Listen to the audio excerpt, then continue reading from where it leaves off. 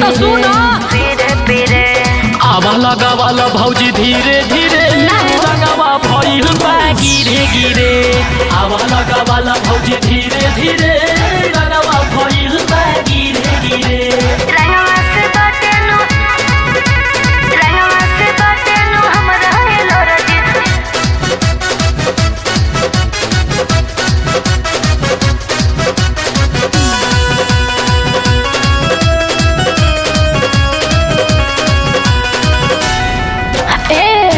होली के फायदा देवरू कायदा से उठाओ।